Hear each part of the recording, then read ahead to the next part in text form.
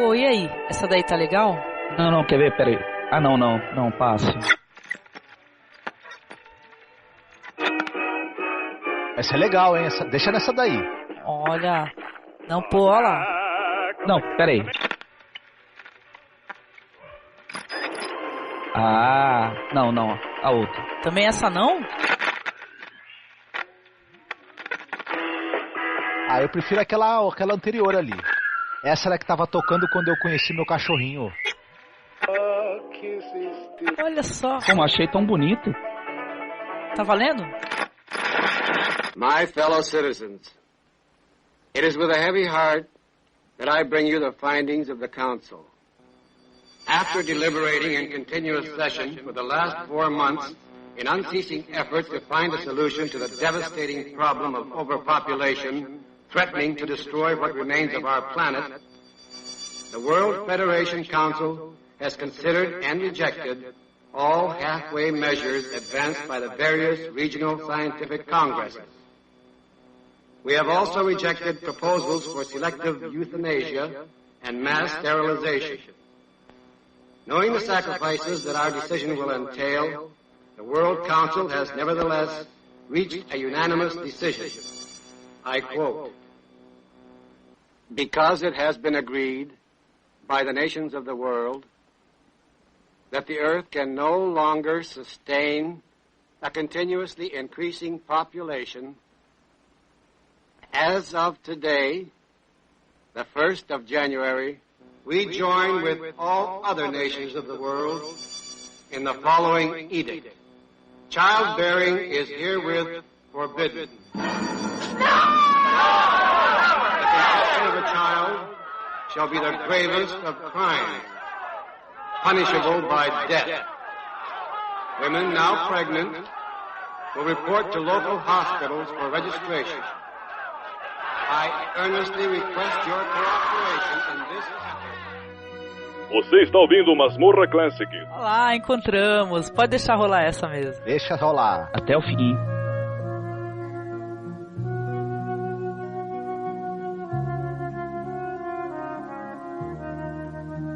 Hoje falaremos de um clássico chamado ZPG, Zero Population Ground. Né? E para isso nós trouxemos aqui o nosso colaborador Marcos Noriega. Tudo bem, Marcos? Opa, tudo certo? Certíssimo. O nosso amigo Alexandre, que é lá do Cine Alerta. Tudo bem, Alexandre? Tudo bem, Angélica. Obrigado pelo convite. E aí, pessoal? Opa, muito prazer ter você aqui, viu, querido? Imagina. E também conosco o nosso amigo Fábio. Fábio, querido, Epa. Fábio Fernandes. Fale um pouco sobre você, para que as pessoas conheçam o teu trabalho, Fábio. Bom, primeiramente, boa noite, bom dia ou boa tarde, dependendo de onde vocês estiverem ouvindo o podcast. E é um prazer estar aqui, Angélica. A gente já se conhece há anos, né? Desde os podcasts sobre Game of Thrones, da primeira temporada. Sim. Né? E é o seguinte, eu atualmente eu sou professor de jogos digitais da PUC São Paulo. Trabalho justamente com questão de roteiro, né? Narrativa e roteiro para cinema e para games. Sou escritor também, escrevo, tenho alguns contos meus publicados em algumas revistas no Brasil, também nos Estados Unidos também. E agora estou com um podcast, que é o 3 Páginas, né? E é um podcast especificamente de leitura crítica de contos. Eu e a Clara Madrigano, a cada quinzena, inclusive alternando com o Feito por Elas, da Angélica e da Isabel Whitman, né? No Anticast, estamos fazendo esse serviço de utilidade pública e assim espero. Ah, claro, sim. Maravilhoso. Por favor, acessem o conteúdo lá do 3 Páginas, que é muito legal, viu? Obrigada, viu, Fábio, por você aceitar o convite, querido. Retornando, então, aqui ao nosso filme, que aqui no Brasil é conhecido como É Proibido Procriar, né? Filme de 1972, dirigido por Michael Campos, né? Roteiro de Frank de Felita, olha só, né?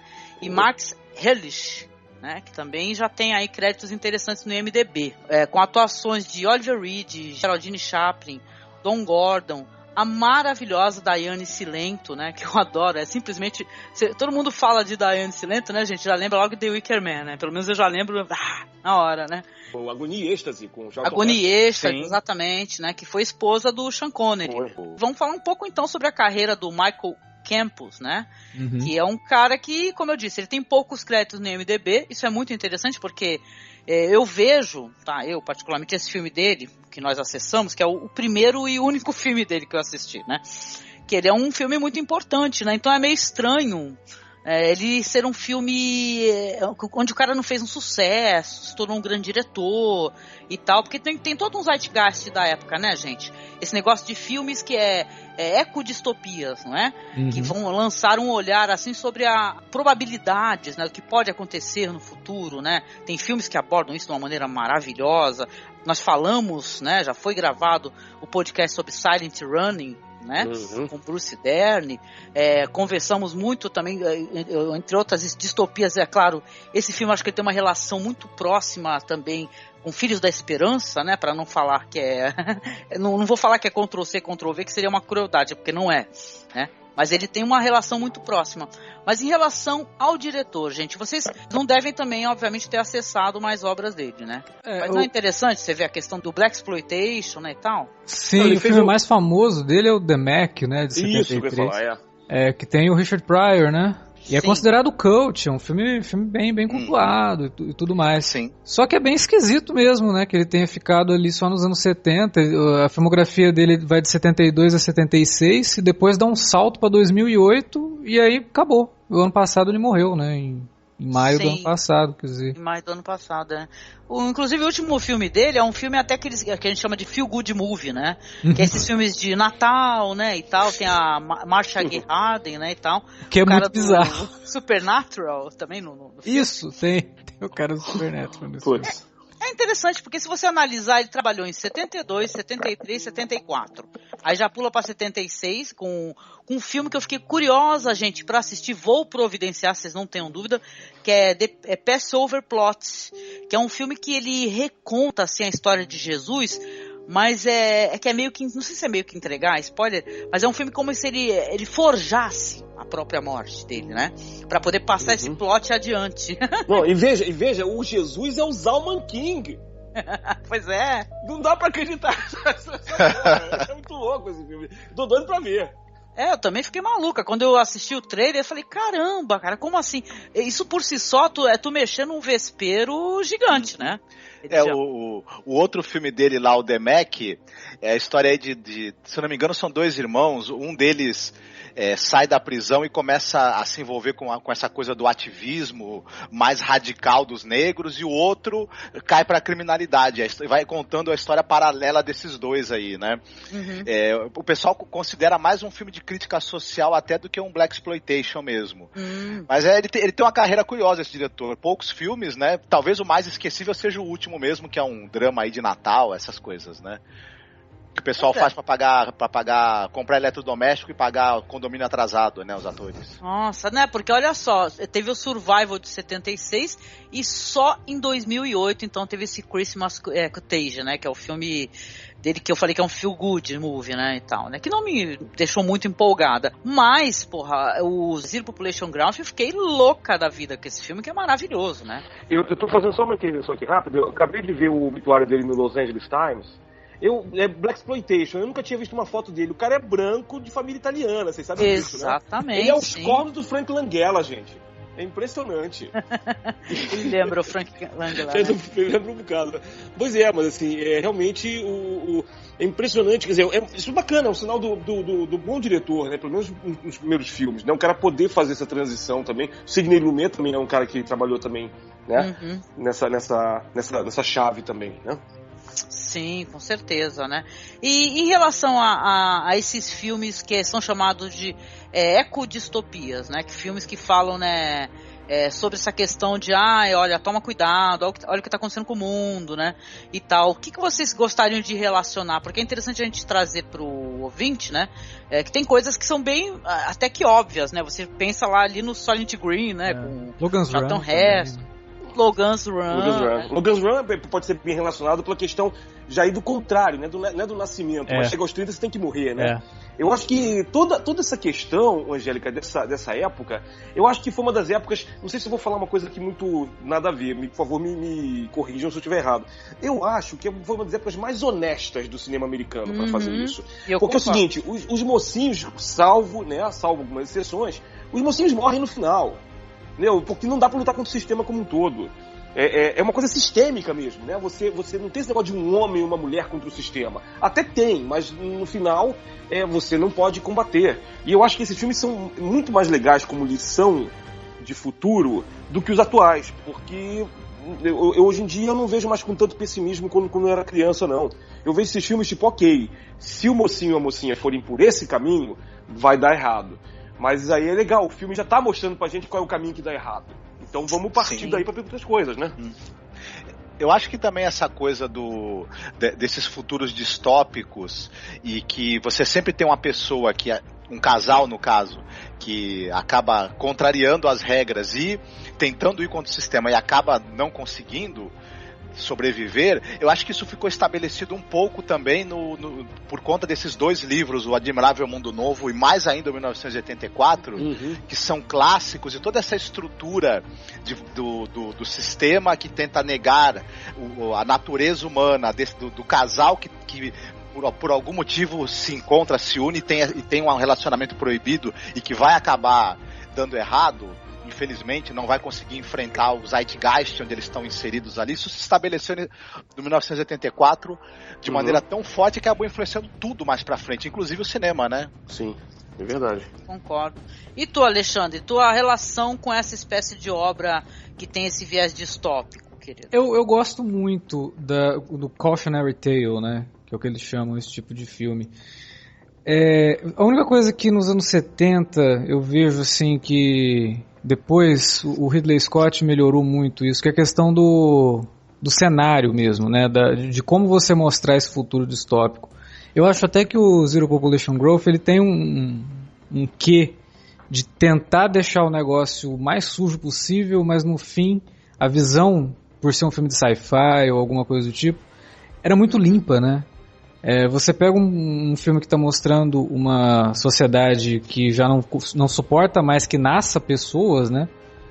É tudo tão limpo ali, é tudo tão esterilizado, parece. Eu acho que isso para mim é uma coisa que me afasta um pouco do visual assim, do filme. Isso me incomoda um pouco. O Ridley Scott com Blade Runner ele trouxe uma coisa mais suja e mais pé no chão, né, nesse sentido de falar, olha, se o mundo tá para acabar, se o mundo tá ruim, tá todo mundo vivendo na pior situação possível, né? O Zero Population Growth ele cria a questão daquela fumaça de poluição, né? Mas é uma fumaça de poluição que não suja nada, né? Você vê o filme começa com um balão de tipo um Zeppelin, né, que tá passando informações, e ele é branco, né, passando por meio daquela fumaça. Não, sabe o que eu acho interessante a gente até mencionar para o ouvinte? A questão do livro, né? Porque antes do filme ser lançado, tinha sido lançado o livro, né? Que é a Population Bomb, Isso, né? Population Bomb, em 1968, né? Do Paul Ehrlich. Pois é. Então, e o livro, ele foi execrado na época, né? Não sei se o Fábio chegou a dar uma acessada e tal, porque sim. Ele foi chamado de histérico, né? Isso é uma histeria, mas não existe possibilidade de realmente o crescimento populacional gerar essa espécie de futuro, né? Não, até porque o cara que escreveu o livro em 68, ele previa que isso ia acontecer nos anos 80, né? Ele deu, 15 anos, tá todo mundo ferrado, porque o mundo não vai suportar mais ninguém, não vai ter comida, e o cara foi totalmente alarmista. Ele fez uma coisa que poucos conseguem, que foi unir direita e esquerda nos Estados Unidos. Os dois lados acabaram com o livro, assim, execraram mesmo o livro. Não, mas eu sou contrária à opinião assim, da crítica em geral, porque o filme eu acho que ele também sofreu com essa espécie de perseguição, né, vamos colocar assim.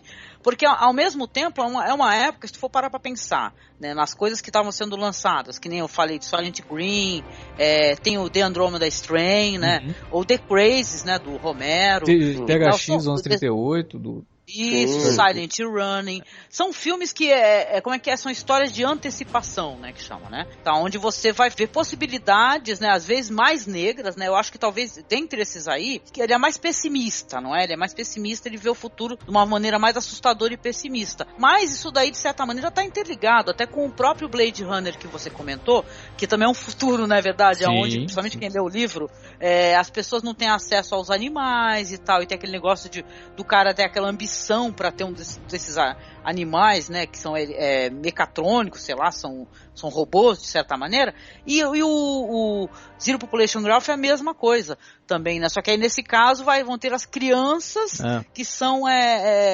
artificiais. Eu acho que cabe aqui, já que a gente está comentando, né, para citar o plot do filme, né, porque a gente tá só divagando, tá né, a gente não falou sobre o que filme... É verdade. É verdade, então eu vou jogar aqui o plot do filme e a gente depois disso fala um pouquinho sobre, tá? Ok.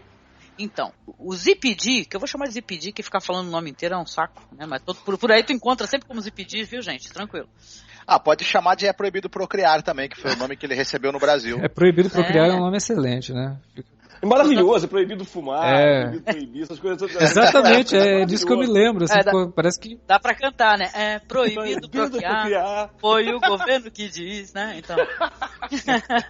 Mas assim, nesse universo aí onde o filme se situa, né? A Terra ela já não tem condições de comportar os seres humanos e você começa o filme com uma mensagem, né? Que nem o Alexandre comentou, um Zeppelin, né? Onde vai ter a transmissão do que seria o presidente, né? A pessoa, né, responsável por informar, quem decide, né?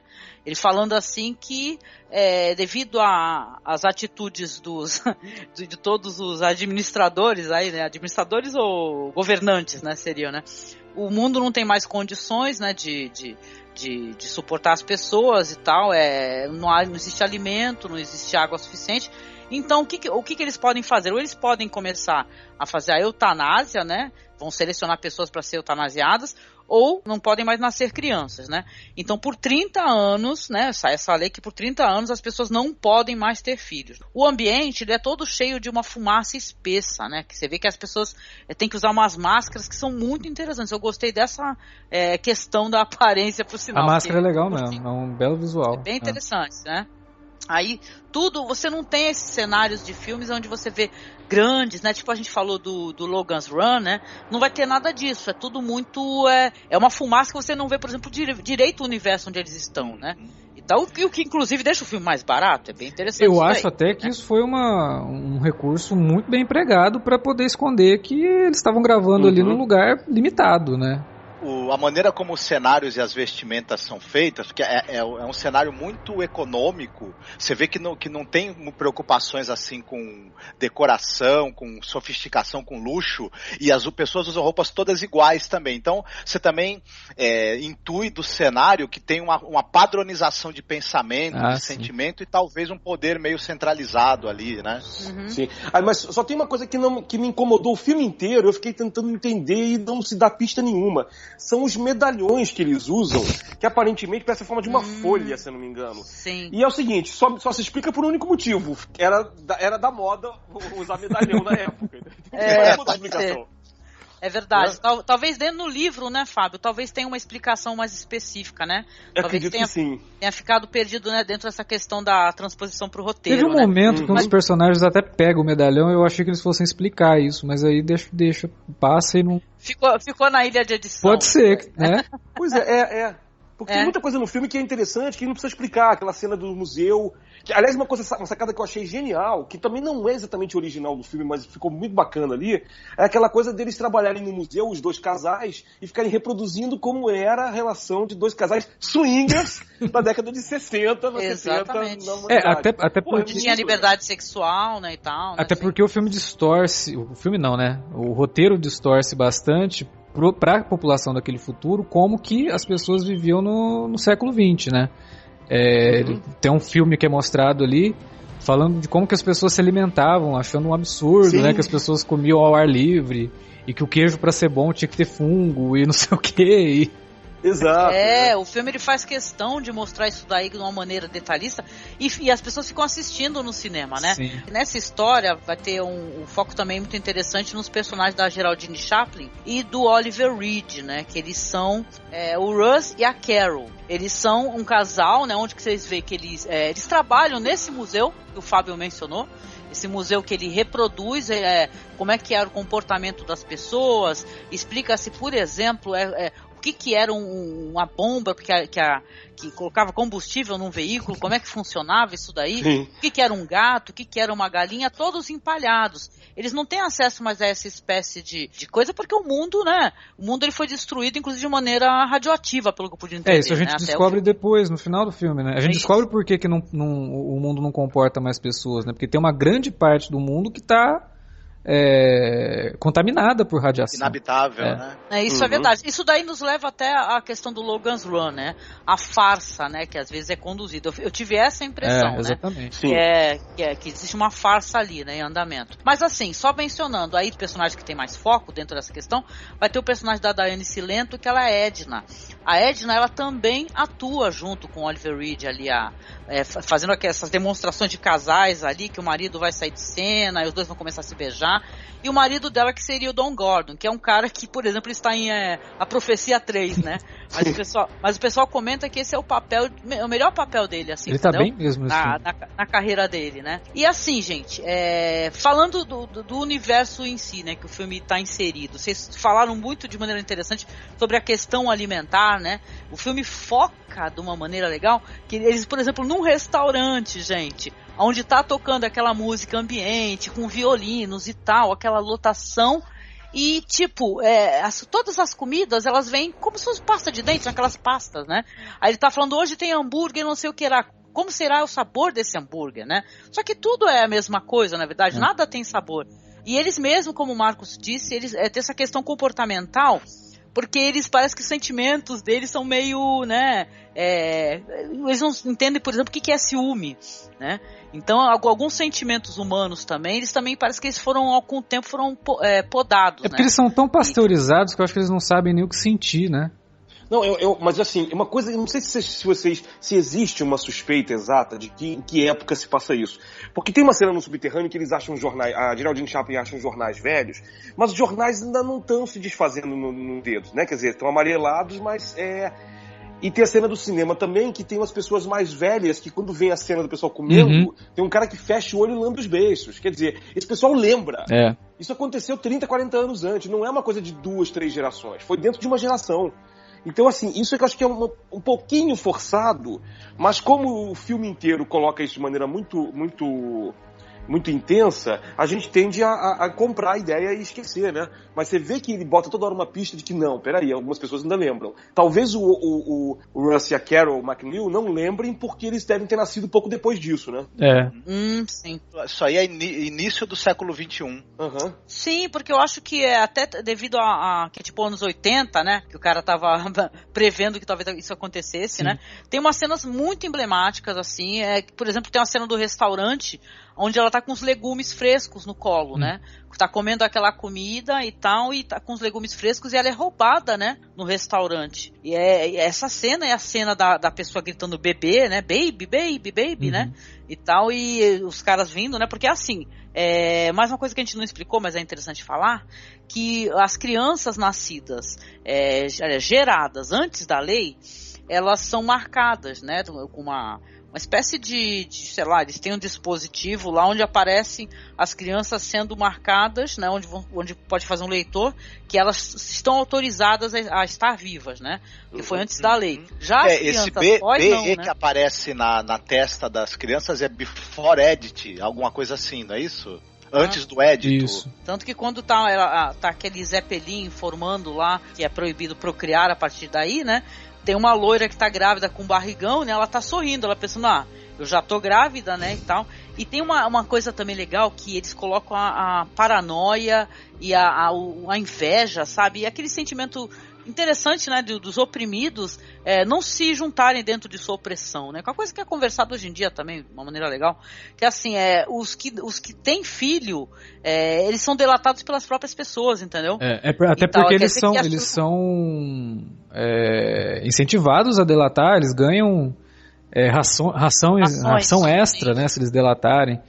Então é criado mesmo essa coisa das pessoas fazerem parte do sistema e serem incentivadas a isso. Agora, quanto à época que o filme se passa, no final, quando eles descobrem lá aquelas ruínas, né, de navios nucleares e tal, a data que aparece ali do submarino é 1978, né? Uhum. Quer dizer, ali deve ser realmente no comecinho do século XXI ou ainda nos anos 90, né? No finalzinho do século XX mesmo. Sim. Porque não é possível, teve uma guerra nuclear, né? Não deve ter passado 50, 60 anos depois. Eu quero fazer uma pergunta para vocês. Vocês acham que enquanto o pessoal tá lá na Terra, passando por essa situação de tendo que conter a população, vocês acham que no espaço tá lá o cara tentando plantar as últimas florestas da Terra, que nem nos Corridas Silenciosas? Isso aconteceu ao mesmo tempo? Pô, seria maravilhoso isso, faz todo sentido. Depois eu quero que o Marcos ele faça aí a gente ficou devaneando aqui em casa, né? Ele fez uma timeline de eventos entre os filmes, né? E é bem interessante porque as coisas casam mesmo, né? Mas guarda isso, Marcos, guarda aí pro ouvinte ficar ansioso querendo saber. Depois uma espécie de universo Marvel das distopias. Né? Exatamente, isso mesmo. Gente, o que vocês acharam? São cenas muito interessantes, porque o pessoal pode falar o que for, gente, desse filme, falar que o filme é datado, uma ou outra coisa não funcionou, né? Mas as cenas, por exemplo, onde eles estão numa espécie de um espaço onde o Estado, né, vai descolar crianças artificiais, né? Que são, detalhe dessas crianças artificiais, que elas foram feitas por um cara chamado Derek Meetings, né? Ele fez os bonecos, e são bonecos bizarros que dá medo, é tipo Juju Carente, né? Não sei se vocês já viram esse vídeo Juju Carente, né? Dá medo, né? Então, mas eles, ela desiste, né? Porque eles estão todos ali numa fila, porque como lidar com essa questão, né? Da angústia humana, do desejo da maternidade, né? É bem legal isso daí. Como é que vocês acharam dessas cenas, primeiramente essas cenas aí que eles estão nesse local, pra tentar descolar um bebê? Olha, eu achei, sinceramente, você falou do filme estar datado em algumas coisas. Realmente, quando o filme começa e eu vejo aquela coisa do Zeppelin, drone lá falando aquelas coisas, eu pensei, de novo não, filme de governo mundial distópico. Agora, naquela época fazia sentido. E aí, quando chega na cena dos bebês artificiais, aquilo me deu um incômodo sério, verdadeiro, muito profundo. Eu tive que parar o filme um momento. Porque eu falei assim, isso é apavorante. Apavorante a reação das pessoas. E aí que a gente se identifica mais ainda com a Geraldine Chaplin, porque ela meio que dá um treco e fala, não quero. Sim. Não quero isso. Uhum. E a gente também, a gente entra, começa aí entra a imersão, né? Você começa a dizer assim, mas meu Deus, se fosse comigo eu também não aceitaria isso. Como é que pode as pessoas aceitarem? E é o que você fala, as pessoas são condicionadas depois de décadas, né? De modo que elas... E aí, para pra pensar também, eu sei que eu vou falar uma besteira agora, mal comparando, mas é a mesma coisa, quase a mesma coisa de você querer o iPhone 7.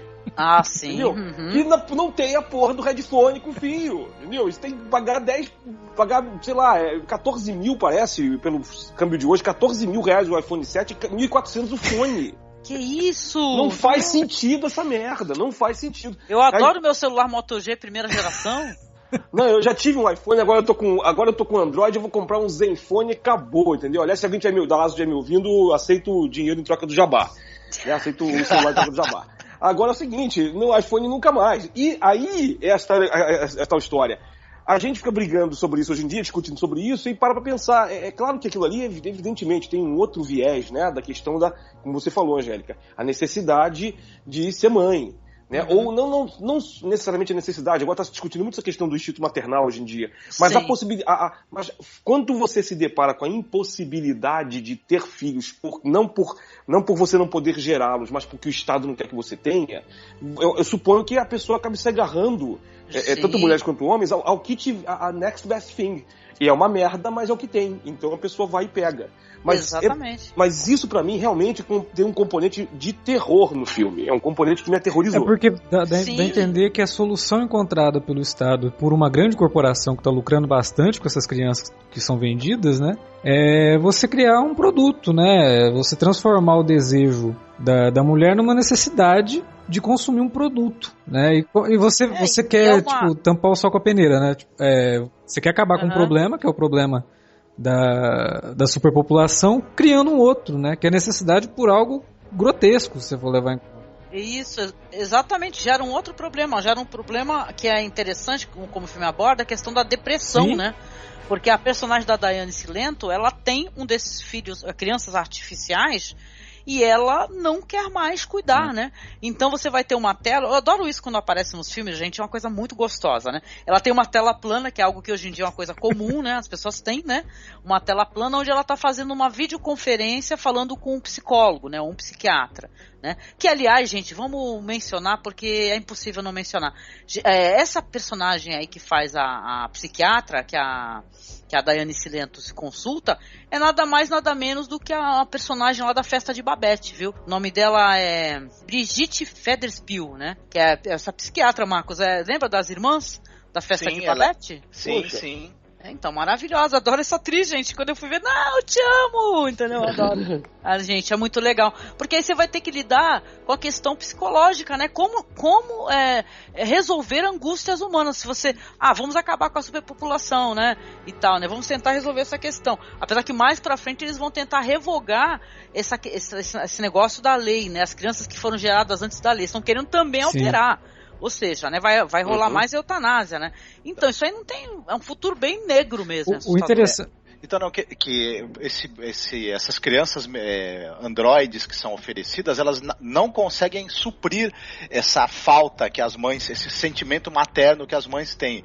Por isso que tem que ter esse psicólogo, na verdade, para tentar convencer você de que aquele substituto mecânico funciona. E não funciona. E isso me lembrou muito também o que tem no livro do Brian Aldiss, que é um conto do livro Super Brinquedos Duram o Verão Inteiro. Que é muito isso também. A mulher não pode ter filhos, o marido compra um menino artificial para ela, e ela, com o tempo, ela vai tendo uma rejeição, vai pegando um ódio, e a criança artificial, ela tem inteligência artificial, ela começa a ficar com medo de ser morta pela mãe, que é o que a mãe realmente pretende fazer com ele, inclusive. Então, essa substituição, tanto nesse filme quanto no conto do Brian Aldiss, que me lembrou muito essa história, acaba em desastre, né? Sim, e vamos mencionar pro ouvinte, né, porque o Marcos falou de Super Brinquedos Duram o Verão Inteiro, se tornou inteligência artificial, isso, né? Esse filme aí, né? Então é interessante o pessoal fazer essa relação, que lá foi mais palatável, né? A questão da mãe, né? Do que no livro. No livro o negócio é mais pesado. Agora o que eu ia... Só Tô desconfiando pra responder aí. Não, só pra completar, essa coisa depois o filme lida com isso também, porque essa coisa de criar necessidade e aí criar um outro problema, me parece que o filme deixa também a ideia de que a superpopulação também foi uma coisa criada a partir da resolução de um problema, entre aspas, humano, que são as doenças. Né? Tem um médico lá que fala, a gente descobriu a cura do câncer, a gente descobriu a cura para todas as doenças cardíacas, e aí as pessoas pararam de morrer por conta disso. Isso, que é um médico que está em depressão, exato, né? Que ela e se as pessoas pararam de morrer, o mundo tem mais pessoas, né? Você tem que dividir espaço com mais pessoas, não tem morte. Então, é uma coisa que a gente vai causando e que vai levando a outros problemas. Vamos solucionar isso? Vamos. Aí você soluciona e fala, puta, mas agora criamos um outro. Vamos solucionar esse que a gente criou? Cria outro, né? É como se a natureza, ela não precisasse de ser solucionada. Ninguém precisa solucionar a morte, é uma coisa natural. Parece também o filme dar a entender que as pessoas mais velhas e que já estão incapacitadas para o trabalho vão ficando isoladas em algum local. Teve um momento, juntas, né? Uma espécie de asilo. Teve um momento quando... igualzinho hoje. Sim, igualzinho hoje. A diferença é que teve um momento que quando eles mostram as pessoas mais velhas indo para esse asilo, eu achei que fosse uma coisa meio campo de concentração, assim, que eles fossem começar a se livrar dos velhos, sabe? Eu até acho que nessa questão aí toda, uma coisa que eu fiquei esperando o tempo todo e que não aconteceu, seria a hipervigilância do cidadão. cidadãos, como em 1984. Eles vão ver o velhinho lá, o médico velho, no asilo, depois ela vai pedir a opinião dele de novo sobre o bebê, leva o bebê lá, e eu fico pensando toda hora que alguém ia invadir, tomar o bebê dela e ia dizer baby, mas ali não tem vigilância, não tem câmera ali. Então nesse ponto eles dão uma suavizada. Mais ou menos, né? Porque tem um determinado momento que, tudo bem, a câmera não é 24 horas, mas a qualquer momento você pode apertar inadvertidamente o botãozinho lá, ligar aquela videoconferência e tem alguém olhando pra você, né? Que é o que quase entrega eles ali. Sim. Que é o que acontece, né? E detalhe também a personagem da Annice Langton, né? Que ela, até devido a essa questão do desejo, né? Irrefreável de ser mãe, ela acaba descobrindo, né? Porque a personagem da Geraldine Chaplin, a Carol, ela resolve falar assim, ó, é o seguinte, eu quero ter um filho. E eles transam, né? Não mostra, gente, é um filme bem pudico nesse sentido. Eles transam e ela tem uma maravilhosa máquina de aborto no banheiro, né? Onde ela pode decidir se ela quer, né? Exato, aquilo ali é maravilhoso. É um micro-ondas de aborto aquilo ali, é impressionante. Gente, a gente precisa ter uma coisa assim, né? Olha, você decide, acabou a relação, fura a camisinha, tem uma máquina, aperta o botão, acabou. Eu falei isso de brincadeira, né, gente? Que é uma coisa bem séria.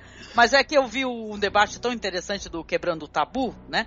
Que eu até recomendo, deve estar disponível lá na página do Facebook, que é Precisamos Falar sobre Aborto, e, gente, é muito relevante essa questão, né? Porque ao mesmo tempo que você está vendo, hoje em dia, o discurso, né? A problemática é totalmente outra, né? Religião, né? Essa questão toda é envolvida.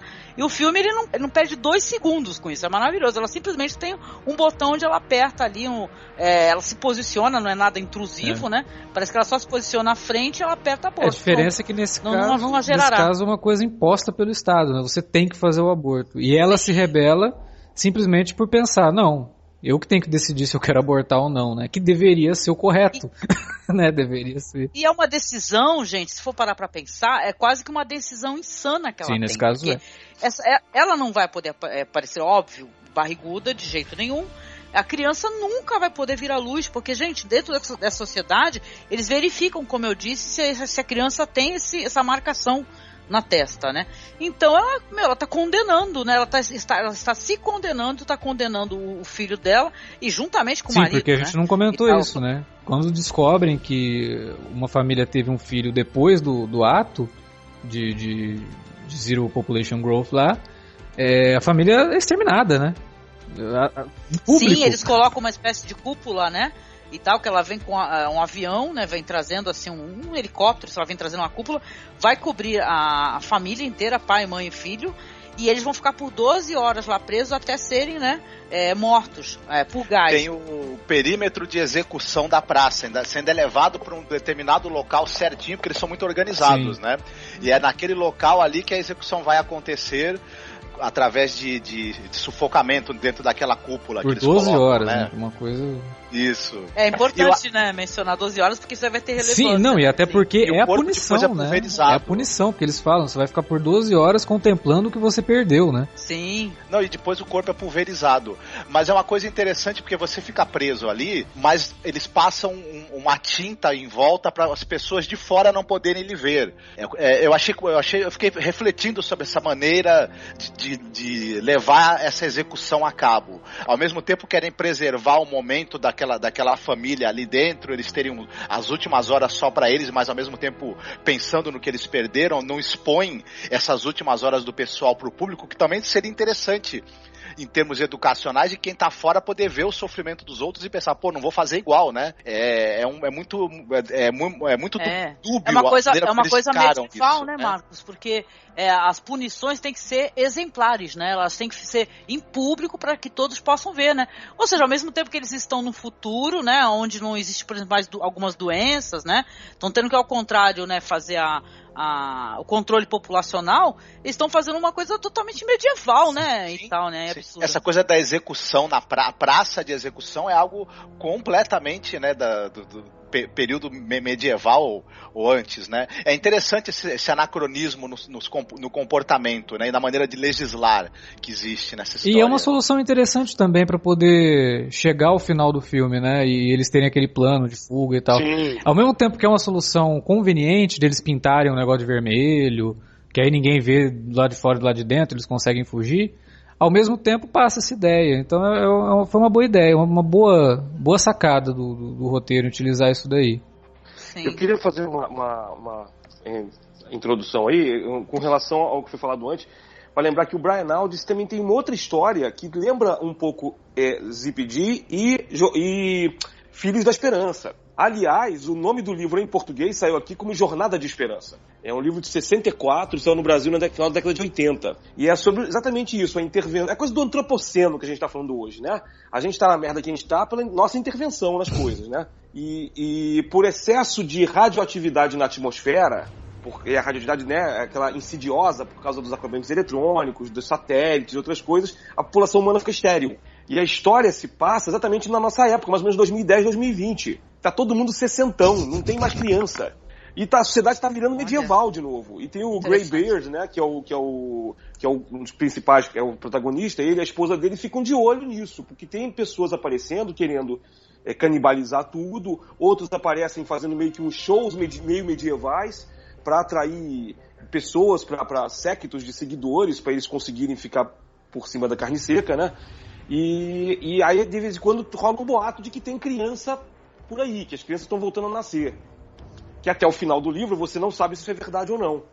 Mas aparecem umas coisas meio grotescas, tipo, pega uns caras mais novos e transforma os caras em eunucos para ver se os caras continuam meio crianças mesmo, entendeu? Olha só, que interessante. Então essa coisa da sociedade ir pro medievalismo é outro medo que a raça humana tem, né? De tudo ir pra barbárie. Porque no fundo, né? A gente sabe que a gente é bárbaro. Nunca deixamos de ser. Lógico. No fundo a gente sabe. E essa invasão de histórias, né, com esse mote de radiação e mundo pós-apocalíptico e essas distopias, elas são mesmo fruto dessa época por conta do medo da guerra nuclear, né, que foi gerado pela criação, né, das bombas para acabar com a Segunda Guerra. Hoje, eu acho que a gente pensa de uma certa forma também que, se a gente for analisar, esse futuro de que as pessoas daqui 30, 40 anos a gente vai viver num mundo de velhos, ele não é um futuro muito, muito difícil de você imaginar. Você sai hoje pelas ruas e pergunta pra molecada, ninguém quer ter filho mais. Isso, inclusive aqui na região, se eu não me engano, em algumas regiões e alguns locais do mundo, o pessoal está fazendo essa análise aí de quanto mais o tempo passa, as pessoas não estão tendo mais aquelas famílias com 7 filhos. Eu sou de uma família que eu sou a 7ª filha, né? Então tem famílias muito grandes. E hoje em dia o pessoal não está querendo, não ter no máximo um filho ou não ter filho nenhum. O que isso tem a ver até com a questão de ter mais facilidade, a questão do capital, de emprego, né, de oportunidades. Sim, tem a questão do individualismo, né? As pessoas não estão querendo nem casar mais, né? Quero viver sozinho aqui, você vive aí, depois a gente dá um jeito, né? Então...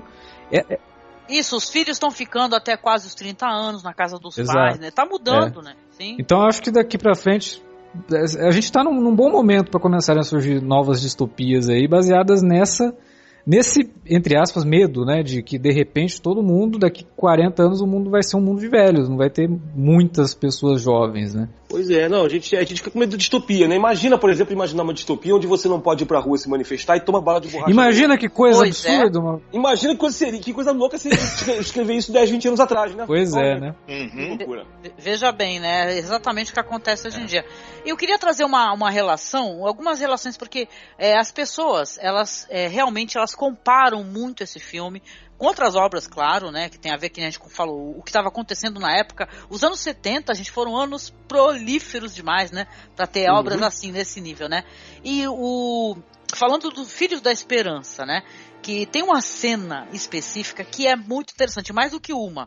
Tem uma cena onde a Geraldine Chaplin, que é a cena onde ela, depois que ela pariu esse bebê, que aliás é uma cena muito bonita, com Oliver Reed, né, que é feita nas sombras, né, muito bonita, e depois a criança fica doente, e ela resolve levar a criança para esse médico.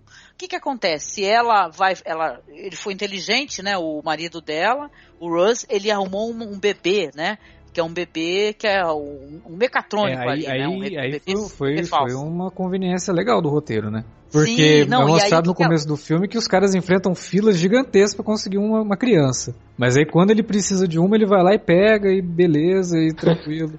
Porque vai ver que ele tem algum status porque ele trabalha para aquele museu, né? Mas no filme já tinha mostrado que não, né? Que eles estavam na fila ali já há um bom tempo, tanto que a hora que ela... Sim, não, vamos relevar essa ficou questão. Ficou esquisito. Sim, em relação ao Filho da Esperança em si, tem uma cena onde a Geraldine Chaplin, ela vai levar a criança pro médico. E aí o que ela faz? O bebê ele vai chorando no meio do caminho. Ela encontra com o personagem da Daiane Cilento e ela pega... O que ela faz? Ela desconfia, veja bem, ela desconfia pelo choro. Ela pega e toca numa outra criança, ela balança uma outra criança e tal, e ela vê que o choro é totalmente diferente. Ela começa a seguir a Geraldine Chaplin, né? Ela vai passar por um cinema onde as pessoas estão assistindo esses costumes, né, arcaicos, antigos, as pessoas fazendo piquenique, comendo e tal, né? Mas olhem só vocês, né? Se não dá para fazer uma relação interessante, porque na hora que ela entra com o bebê no cinema e as pessoas estavam assistindo o filme, todas olham, né? Todas as cabeças se voltam para ela, com o nenê dela chorando que ela tenta passar por ali, né? Então isso ficou muito relacionado, me pareceu muito parecido com a cena, por exemplo, de Filhos da Esperança, onde quando aquela criança está chorando no meio daquela guerra, daquela batalha, do tiroteio, todo mundo para poder ver esse milagre, né? Só que eles não têm ciência de que é um milagre ali nos braços dela, né? Ou seja, um milagre ou uma contravenção, né, no caso, né? Coisa que ela está fazendo que é ilegal. E é muito legal, essa cena específica e uma cena mais pro final do filme, quando eles vão fugir, né? Que passa também por aquela espécie de boia, né? Que fica no meio do mar, né? Uhum. Tal, né? Bem parecidos os finais de Filho da Esperança. Sim, é verdade. Da boia, eu só lembrei agora. Nossa, eu tava pensando o que eu tava vendo de estranho naquela cena. Agora sim, Alexandre, conveniências do roteiro sempre vão haver, querido. Né? E se você assistir qualquer sci-fi, tu tem que se despir dessa questão das conveniências, senão tu não vai conseguir curtir o filme, né? Né? A Game of Thrones tá aí recheado de conveniência, né? Então as distâncias não existem. Isso, não, mas assim, em relação à questão dessas cenas aí, vocês acharam interessantes? Vocês gostaram? Gente, aquela cena, por exemplo, onde ele vai antes do parto, onde ele vai pra uma biblioteca, adorei aquilo, cara. Sim! Muito 1974, né? Aquilo sim, da vigilância extrema, né? Maravilhoso. Ele vai pra uma biblioteca, ele vai digitar lá como fazer um parto, algo assim do gênero, e aparece um cara lá que não tem picas a Puxa ver. Ele, né? Puxa ele pra dentro de uma sala. Gente, que isso, né? Aquele painel, né? E aí o cara sai, projetado pra dentro do corredor lá, parece uma coisa meio de cenário de filme de James Bond, né? Vou inquirir ele, né? Por que você tá pesquisando essa palavra aí? Ele toma choque, não tem isso também? Ele toma choque. Ele sofre uma pequena tortura ali pra poder revelar. Mas ele. Aí eu acho que o roteiro é esperto também, porque você vê, ele vai pesquisar uma coisa, que é uma palavra que se parece com um negócio, pra dar a entender, se ele fosse pego, que ele tava pesquisando, ele pesquisou por engano, né? É muito bem sacado isso, assim, do personagem dele, de vou pesquisar uma coisa que. Qualquer coisa. E aí, a hora que, se alguém me pegar pesquisando isso, eu falo que foi por engano. Mas eu acho que ele não estava esperando que fosse puxado para dentro do negócio e sofresse tortura, né, para dizer o que estava fazendo. Não, e aquele momento ali me deixou também um pouco nervoso, porque foi o cara, o interrogatório é bacana, eu achei bem conduzido. O cara pergunta, o que você estava fazendo aí buscando parto prematuro? Aí o cara fala assim, não, ele tinha procurado antes uma coisa que acho que era um verbete anterior, né, que era sobre um tipo lá de heresia cristã, uma coisa assim e tal. E aí ele fala, ele acho que ele tinha feito pra tentar justamente despistar de alguma maneira, né? Aí ele cita, e o cara, sim, mas quando apareceu o parto prematuro, você demorou demais pra denunciar o artigo. Aí você grita, não, mas é um absurdo, sou contra ele, tem que botar essa sujeira aqui, o que que ele manda reclamar com a biblioteca, né? É essa. Aquilo ali me incomodou. A cena em si, de maneira visual, é uma cena muito bem feita também, que é uma cena feita entre espelhos e luzes, e ela é muito impressionante. Uma luz vermelha muito forte, né? Gostei muito, sabe, de como foi feita a cena. A realização do filme em si, sabe, eu acho que ele coloca coisas assim, ao mesmo tempo que ele é muito econômico para mostrar a questão externa, né, do como é que é esse mundo que eles estão, né, mostra mais imagens interiores, né, nos locais, nas residências. É bem legal isso daí, foi uma cena impressionante, que ela traz uma angústia mesmo, né, e tal, e uma grande sacada, eu curti muito essa cena do interrogatório, a cena do parto em si é muito bem feita. A cena do parto é poética, é muito bonita mesmo. E acho que tem toda uma questão também do filme meio que fazer uma menção, né, ao nascimento de Cristo, né, por que não? porque ele começa no Natal, né? A criança ela é gerada no Natal. Boa. E é um casal que tá fugindo com a criança de um mundo que quer matar essa criança, né? Então, ele tem um quê ali de tentar fazer essa ligaçãozinha aí com a história de Cristo, sim, né? Tem sim. O Herodes, né, mandando matar as crianças todas, né, e tal. Legal. Gostei da tua relação, não tinha pensado nisso ainda não, sim, né? Quem sabe, né, se esse filme fosse feito hoje, ele com certeza teria uma continuação, né? Em que essa criança cresceria, seria o salvador de todo mundo. Pra deixar bem claro, não colocar na cabeça das pessoas. Não, ia ter uma série de flashbacks depois pra explicar, porque americano médio sabe o que é, né? Você tem que explicar o flashback. Tem que ser didático. Não, tava lembrando hoje das diferenças entre os Solaris do Tarkovsky e do Soderbergh. Apesar do Soderbergh, eu gosto do Soderbergh, acho elegante. Eu não gosto do final, porque o final, que eu não vou falar aqui, mas assim, o final, o cara faz aquele diálogo besta do Clooney com a mulher lá pra ficar explicando o que tá acontecendo. Gente, mas não precisa dessa merda. Concordo com a palavra que você usou, assim, a direção do Soderbergh nesse filme é elegante. O grande problema é que ele tava dirigindo Solaris, né? Tava fazendo um remake. Sim. Um dos maiores clássicos da ficção científica de todos os tempos, né? Pois é. O Tarkovsky não precisa falar nada. Você, num determinado momento lá, você sabe que o cara, se tá chovendo dentro de casa, é porque ele não tá em casa, ferrou-se. Né? Não precisa falar nada. Não, isso é fantástico. Pô. E aí, o flashback, entre aspas, que o Tarkovsky faz é fazer aquele puta recuo, aquele zoom out, que mostra a Dasha do cara em Solaris, né? Tipo assim, opa, agora sim, entendi. Mas assim, se alguém não tinha entendido isso ainda, né? Soderbergh, ele errou a mão aí. Ele nem devia ter feito esse filme, na verdade. É igual o remake de Psicose. Pra quê? Não, nem falemos do remake. Tem alguns filmes que eles não precisam, né? Não precisam. Não. E aquela desculpinha furada, porque tem uma desculpa que eu não gosto, gente. Mas a gente tem que colocar no contexto da nossa época. Não tem não. Apresenta os filmes antigos pra galera. Vamos fazer o pessoal assistir coisas diferentes, né? Aceitar melhor as narrativas. Sim, olha o ZPD aí. Olha, eu conheço muito cinéfilo. O que eu mais tenho é meus colegas de Facebook, é muito cinéfilo e louco por sci-fi. Eu conheço muito. Todo mundo colocou, gente, eu nunca ouvi falar. Ou seja, passou no Brasil, mas passou há muitos anos atrás o filme, passou na TV aberta, você não consegue resgatar, você não consegue baixá-lo. Eu tenho muita curiosidade, por mais, né, que se falem do dublado, de eu ver uma dublagem clássica do filme como esse, que é interessante, mas não tem. E inclusive teve a questão da distribuição, né, gente, que isso daí também pegou depois, porque acho que quem tinha os direitos, se não me engano, era Paramount, não lembro, mas eles não se interessaram em tipo assim, distribuí-lo depois, sabe? Fazer um DVD especial, lá fora tem, né, o filme em DVD, mas aqui no Brasil não chega. Não, mas isso eu soube nos anos 80, conversando com um amigo meu, a Paramount brasileira, ela tem um problema muito sério com ficção científica. Eles não curtem mesmo ficção científica. Você sabe que eles tentaram desconversar e não passar os filmes de Star Trek no Brasil. Gente. Porque a Paramount brasileira, de algum jeito, achou que isso aí ia dar muito trabalho pra eles e não ia dar lucro. Sou louco, né? Mas enfim. A gente querendo jogar dinheiro no negócio, né? Jogando assim, falava, será porque my money, né? Take my money. Não trabalho, é muito complicado, não precisa dar dinheiro. É nicho, né? É filme de nicho, ninguém quer ver isso, não. Exato, nichão, né? Agora uma pergunta pra vocês, né, que estão aqui gravando.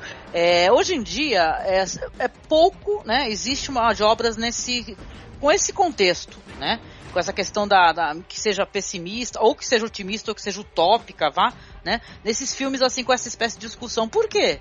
Né? Eu acho que a única coisa que eu me recordo, assim, recentemente, assim, que é mais mainstream, por exemplo, tem o filme do Cuarón, que a gente já falou várias vezes, tem o The Road, A Estrada, não é? Que eu acho que é um filme que também tem essa questão da distopia. É uma outra pegada, né? Outra pegada, que é do John Hill Coach. Poderia se passar em qualquer momento, na verdade. Sim, mas eu acho que dá pra entrar na timeline do Marcos, viu, Marcos? Anota essa.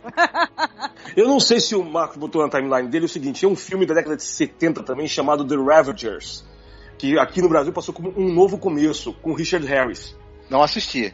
Não, passou na madrugada da Globo, no Corujão, uma dublagem ótima que eu lembro, e é o seguinte, é um filme de 72, 74, e ele passou no Corujão na década de 80. E é o seguinte, é pós-apocalipse ecológico também, entendeu? Você não tem água mais. Tem uma cena que é muito bacana no final do filme, é com o Richard Harris e Ernest Borgnine. E no final da década, no final do filme, tem uma cena que é muito clássica, já teve em Mad Max 2, se eu não estou enganado. Não, 2 ou 3, acho que o 3. E até no terrível Crepúsculo de Aço, você lembra disso? Que é o navio no deserto. Né? Sensacional. E em The Ravages tem uma cena enorme no final do filme que se dá com uma comunidade que vive no navio do deserto, né? E que o Richard Harris, ele tá simplesmente, é um Mad Max antes do seu tempo. Ele é um cara com a mulher, com a companheira dele, eles estão atravessando esse grande deserto que é o mundo. Em algum momento eles encontram um grupo de babacas que acha que eles descobriram onde fica o paraíso, né, um oásis gigantesco, e vamos pegar esse cara e torturar para ele dizer pra gente onde fica o paraíso. Ele não sabe, porque não existe. Né? E ele vai, e a perseguição é terrível. E o tempo todo essas cenas mesmo de desolação. Você raramente encontra alguma coisa que lembre a civilização. É tudo deserto. Esse navio no deserto é que é uma das coisas mais bonitas do filme. O livro de Eli, né, trabalha com essa ideia do mundo também. O livro de Eli é um filme que eu tenho um problema tão grande que eu já defenestrei tanto nessa vida que eu não vou nem falar. Mas tá lá, né? Tem um também que eu tenho um sério problema com ele, acho ele muito óbvio no discurso dele, que é o Elysium. Sim. Acho ele didático e maçante, assim. Eu fui esperando ver uma coisa assim mais, né, distópica mesmo, de olha, vamos... Que fizeram com a Judy Foster, Foster, né? E o Wagner Moura, né, coitado? Não sei o que ele tá fazendo ali. Sim. E olha, eu sei que a gente precisa ter suspensão da descrença pra ver um filme de sci-fi, mas, cara, isso é ridículo. A cada 5 minutos tem um erro grosseiro. Não, e esse tem outras conveniências que são ridículas, né? O personagem do Matt Damon, por exemplo, ele parar no hospital onde a amiga dele, que ele faz, sei lá, anos que não vê, tá lá. E que vai mover a história. Eu falei, gente, mas sério mesmo? Que essa é a desculpa? Pois é, o cara começou tão bem no Distrito 9. Distrito 9 já é um filme diferente, é um filme muito mais interessante. Agora, o último dele também é péssimo, o Chap. Não, o Chap, acho que o Elysium perto do Chap ainda é uma obra-prima. O Chap é muito ruim. Eu não quero nem ver. Olha, eu não vi o Chap, agora eu não vou ver. Não, o Chap é terrível. E eu até hoje não consigo entender como é que o William Gibson, não sei se vocês conhecem a obra do William Gibson, né? O Neuromancer. Olha aí, porra. Ele fez uma propaganda do Chap e até hoje, no Twitter, ele fica recomendando o Chap. Eu falei, gente, por que ele faz isso? O que tá acontecendo? Apenas pare, né? Deve ser amigo do cara. Só pode, porque não é possível. Ele faz isso. Chap é um filme que eu não apesar de ser um filme simpático, que talvez eu acho que eles queiram deixá-lo pra uma outra geração, né, que não é a gente, só pode ser, né, porque meu filho, né, se identificou muito, adorou, porque tem pessoal que é daquela banda lá. Artwoods, né, nossa, que legal, que maravilhoso. Eu particularmente, eu só fiquei né, olhando tudo, não. Sabe que a dupla dessa banda aí, eu acho que é a coisa mais interessante do filme, assim, porque eles são muito surtados e tal, é até legal mesmo. Mas o problema do filme tá no roteiro, tá na história, é tudo muito óbvio, os personagens têm que dizer o que estão sentindo, os personagens têm que dizer o que estão fazendo ali, isso não dá. Não dá, é o que o Elysium faz, assim, eu fiquei incomodado no cinema com o Elysium. Eu tenho a impressão de que Elysium é o seguinte, é o filme que o cara quis ter feito primeiro na carreira e não teve tempo na época, não teve dinheiro na época. Porque é um filme cyberpunk dos anos 80. Aquilo ali se pega com Johnny Mnemonic, e Johnny Mnemonic ainda é melhor. Pelo menos o Johnny Mnemonic se assume galhofa, né? Não, mas sabe o que é barato? O barato é que é o seguinte, eu tenho uma relação muito louca com o Johnny Mnemonic. Quando eu fui ver no cinema, e eu acho que deve ter acontecido com vocês isso, eu achei legal, filho. Gostei. Não saí mais na de época, na época não tinha muita memória, né? Esse negócio de não existia, né? Aí o que acontece? Aí, anos depois, começando a dar aula, passo o filme pros meus alunos. O que eu passo o filme pros meus alunos? Os alunos todos riram, e eu comecei a rir junto. Eu falei, caralho, que filme ruim. Por que eu tô fazendo isso, né? Parece o Batman do Adam West, que coisa absurda, né? E aí, mas como tudo dá volta, passaram mais uns anos, decidi passar de novo, a turma vai se divertir, a gente vai rir pra caramba. Não, cara, eu comecei a perceber, mas é bacaninha, tem umas cenas legais, tá? É divertido, mas, sustenta ainda, né? É porque acho que a gente foi ver tanto filme ruim nesse ínterim, que aí chega esse filme e diz, ok, até não é tão ruim quanto os mais recentes. Johnny Mnemonic, né? É também, né, baseado num conto do Gibson, né, do William Gibson. Que é muito melhor. Imagina. Não, é um conto mais, vamos dizer assim, ele mesmo, é engraçado, Neuromancer você faz isso, você vai ler e no começo ele fala da coisa de memória, que é uma coisa de não sei quantos megas, entendeu? Aí, porra, mas é engraçado que não dá vontade de ler. O Neuromancer foi escrito em 84, 85. Exato, e o entorno você entende que, ok, faz sentido pra esse contexto, né? Agora, num filme que essencialmente, um filme é coisa que grande parte é visual, se você não conseguir fazer de uma maneira que possa continuar a ser crível ao longo dos anos, é o que você falou, vira galhofa, né? Mas ele se assume, ele coloca o Dolph Lundgren como o vilão do filme, que é um padre serial killer, pô. Não tem como um filme desse ser levado a sério. Deixa eu só dar uma desvirtuada, só pra perguntar uma coisa pra vocês. Uma coisa que chamou muito a minha atenção, porque eu sou uma leitora ávida de terror, né? E quando eu vi o nome do Frank De Felitta, eu pirei com isso daí, gente, porque ele simplesmente é responsável por um dos filmes que eu mais gosto, que é aquele, aqui no Brasil, em inglês eu sei que é The Entity, né? Mas aqui no Brasil sai com outro nome, que é uma história de uma mulher que é atacada por um sucubus.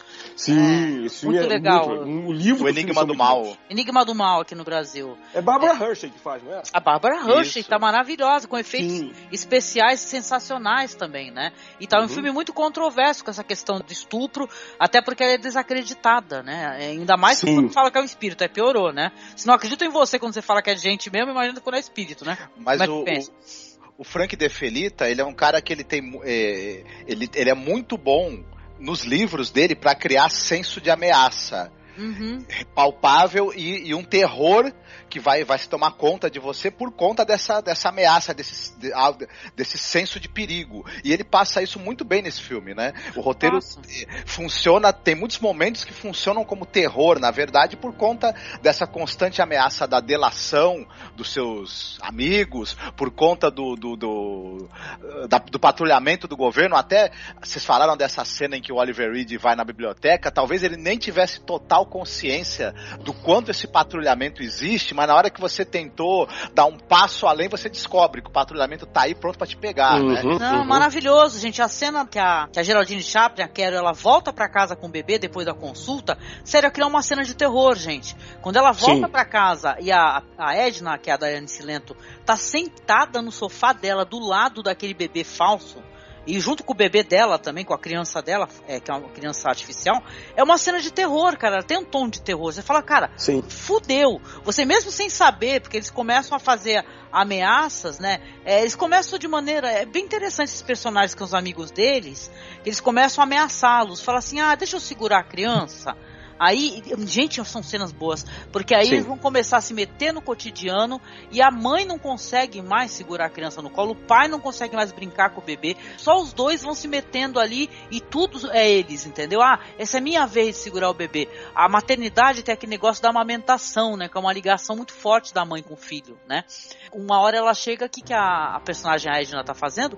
Tá dando uma mamadeira, Essa cena foi uma das que eu mais gostei no filme, justamente por conta desse sentido, assim, de que é um momento de mãe com a criança, né? E aí quando ela chega e vê a mulher dando a mamadeira, assim, é o momento que ela também já fica mais do que incomodada. Essa sequência toda é bem de filme de terror mesmo, né? Como se estivessem roubando a criança dela, né? Sim. E me incomodou profundamente. Também foi outra parte que eu dei uma parada no filme, porque eu sabia onde que ele ia acabar e tava muito difícil de assistir. Sim, mas o propósito é esse mesmo, né? Pra você ficar incomodado. E eles começam a fazer, como vocês comentaram anteriormente, eles vão pra um túnel, né? É um túnel que você vê que tá desativado, e eles vão escavar pra poder... Isso a gente vai descobrir mais no final do filme, que eles já estão prevendo o que vai acontecer, né? Porque, claro, que vocês estão sob ameaça, o tempo todo sendo obrigados a compartilhar, né? Ou não digo nem compartilhar, porque eles não estão mais tendo o direito de serem pais da criança, né? Foi roubada a paternidade, a maternidade. Eu acho que eles até incentivam que aconteça para poder usar aquilo como subterfúgio para escapar do lugar. Todo momento lá que ele fala, a partir do momento que ele fala, não, bebê nosso, vocês... Ele já esperava que eles fossem denunciá-los, né? Eu vou te falar que esse personagem aí que o Don Gordon faz, né? Que é o George. Olha o tamanho do Oliver Reed. Ele chegar pro Oliver, isso daí eu achei, falei, cara, que tu falar, eu vou tomar conta do seu filho, entendeu? Eu quero, olha o tamanho do, eu falei, cara, esse cara... E o Campos faz questão de filmar o Oliver Reed sempre de baixo pra cima pra mostrar que o cara é enorme mesmo perto do outro, né? Sim, É muito bom, gente. Aliás, deixa eu fazer uma observação aqui que eu estava verificando agora há pouco. Duas coisas, né?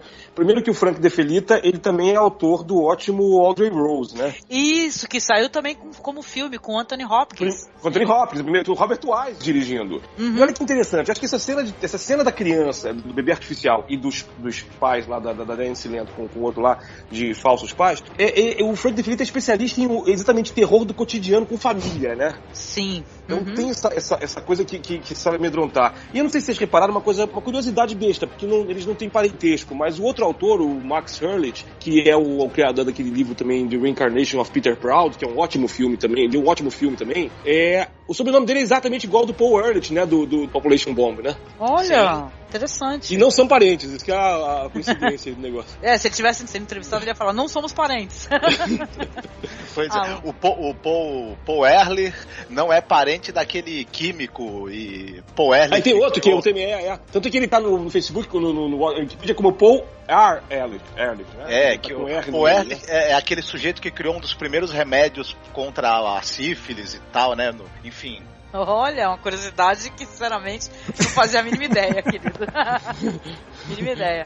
Mas olha como é bem feita essa cena, gente. É um filme que... Eu não vou falar que é um filme de 1,99 porque ele não é. Mas o jeito como eles fizeram ali, visivelmente... Porque, gente, vamos conversar. Esse filme em relação, por exemplo, a Silent Green.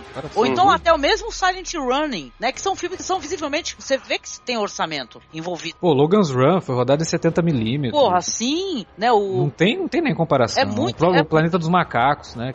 Exatamente, que é até contemporâneo também, né? É isso que eu falo, gente. Quando a gente fala de cinema, às vezes eu faço uma crítica, né, referente ao diálogos. Esse é um filme que existem muitos diálogos interessantes, entendeu? Eu odeio filme que tem diálogos ruins, entendeu? Que não tem sentido, entendeu? A pessoa falando uma coisa boba, entendeu? São filmes que estão calcados em bons diálogos, em boas cenas. A cena que a Diane Silento, eles falam assim, olha, me dá o bebê aqui, né? Eu toco com eles da casa, fala, vão embora, chega, não aguento mais vocês.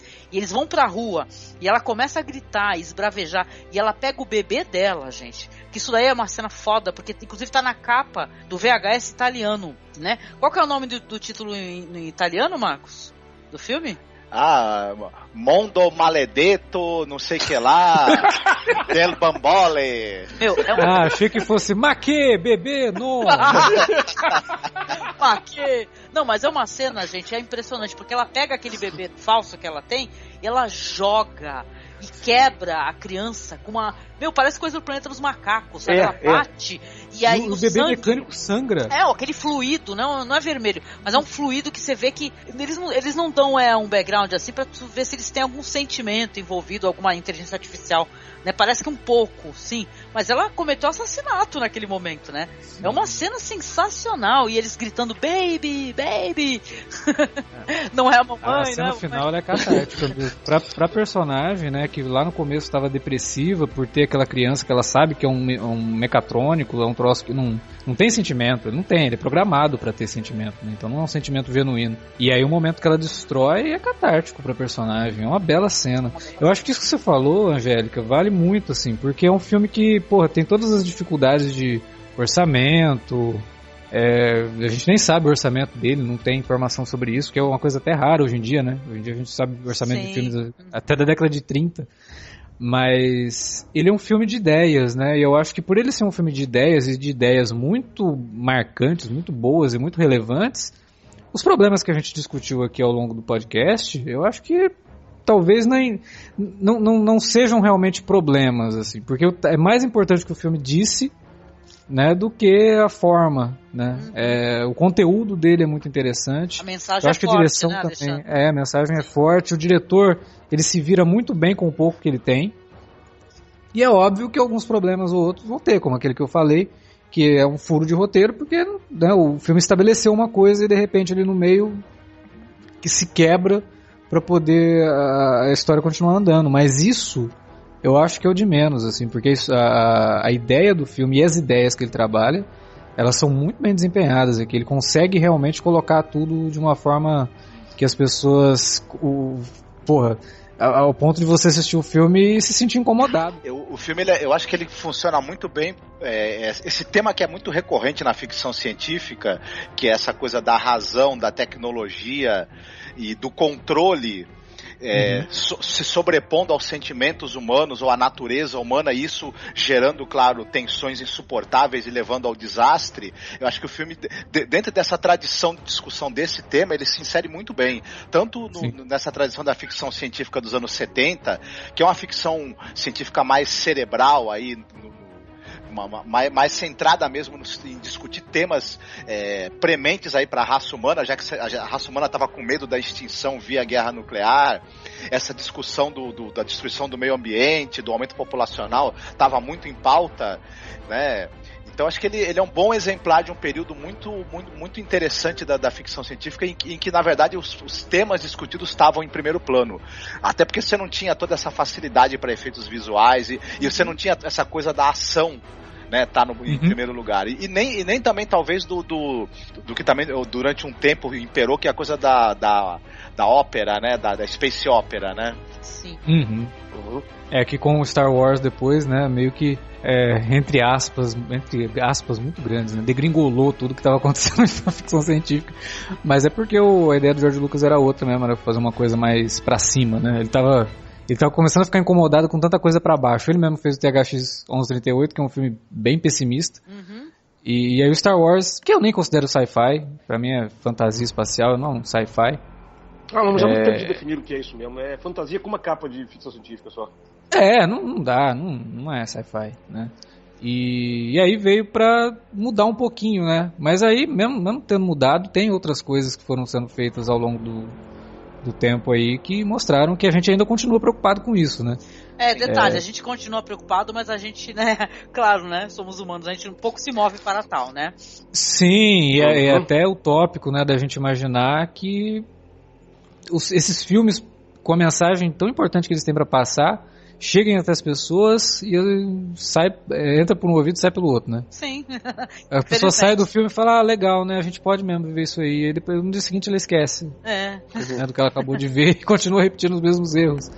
Né? A gente não aprende com as coisas, porque é arte, né, gente? Obra de arte, a gente interpreta, a gente entende, a gente aprende e a gente tenta tirar alguma coisa dela. Ultimamente, eu acho que, talvez por um preconceito da maior parte das pessoas, na verdade, não considerar cinema ainda uma obra de arte, porque eu digo isso porque eu vejo muitas pessoas assim, porra, mas você foi ver aquele filme de ação, aquela ficção científica, e você tá reclamando que é ruim, pô, você também tava esperando ver o quê, né, o Cidadão Kane? Não, gente, não é isso. É um filme. O filme, ele dentro da arte cinematográfica, ele é arte. Então, todos os filmes eles têm que ser analisados com o mesmo peso, com o peso de que é uma obra de arte. Sim. Não dá pra gente relevar ou então relativizar a importância de bons roteiros, né? É isso que eu gosto. Claro. Quando ele traz angústia. Eu prefiro...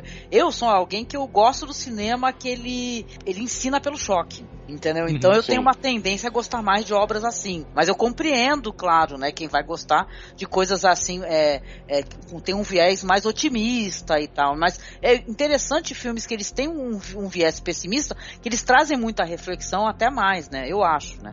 Sim, o viés otimista eu acho importante. O viés otimista é importante para mostrar que o ser humano é capaz de fazer muita coisa.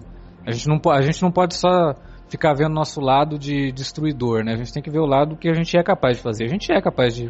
mas é legal tu olhar o lado destruidor pra tu poder tentar alterar essa Exatamente, porra aí, né? Você tem que fazer, você tem que fazer o equilíbrio. Mas nisso aí tem um filme muito interessante que a gente acabou não citando de distopia, que é o The Omega Man, também com o Charlton Heston. 75. Eu gosto da versão com Vincent Price. Eu também. E a versão com evidentemente, a versão mais recente, que é uma negação, né?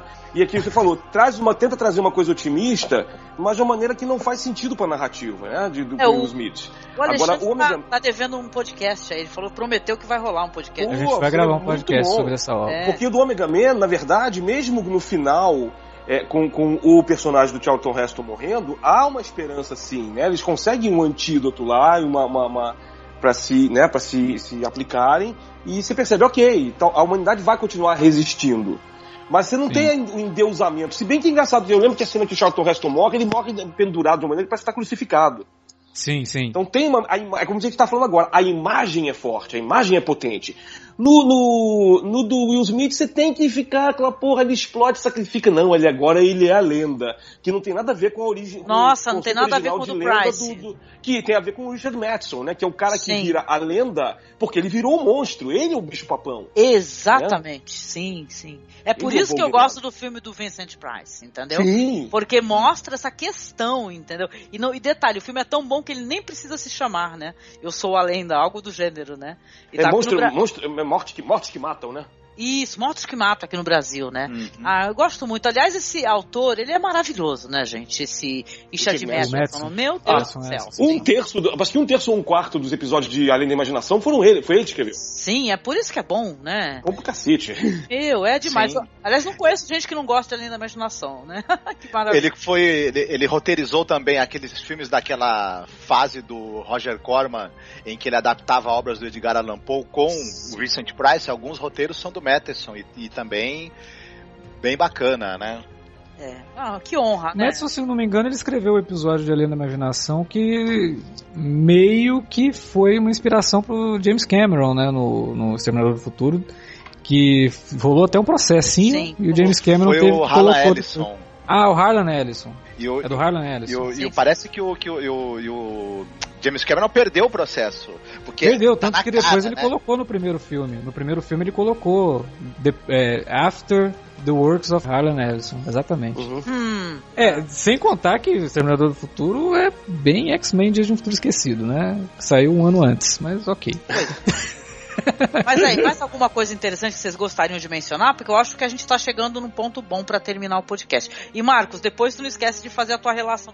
A gente podia até, essa questão da timeline, não sei se vocês vão concordar, eu creio que vocês vão sugerir coisas até talvez mais precisas, inclusive.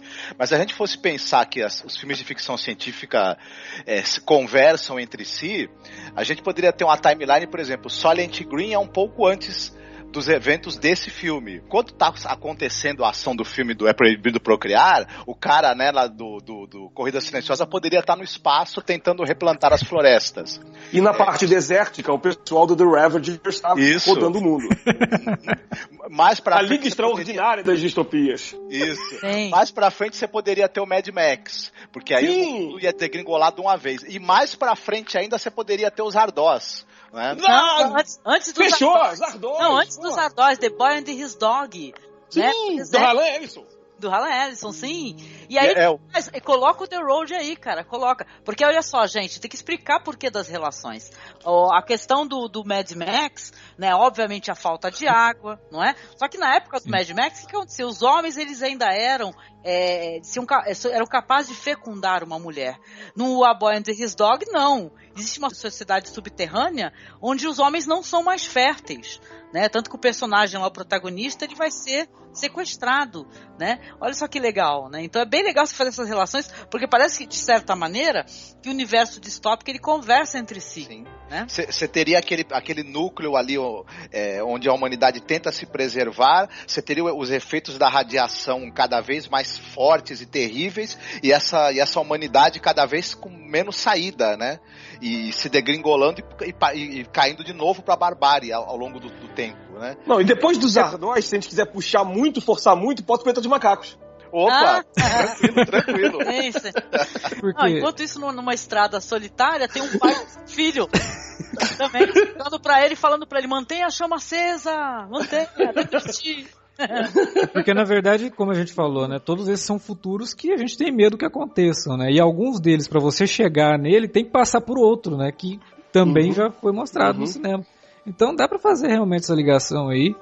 E quem sabe, né? Não pode gerar aí um universo compartilhado no futuro, quando não tiver mais o que fazer com histórias em quadrinhos e adaptações de outros livros. Sim. Alguém resolve falar, escuta, teve uma época que o pessoal só fazia filme pós-apocalíptico, vamos criar um universo compartilhado disso daí. Sim. E adaptar tudo de novo, né? Muito bom, gente.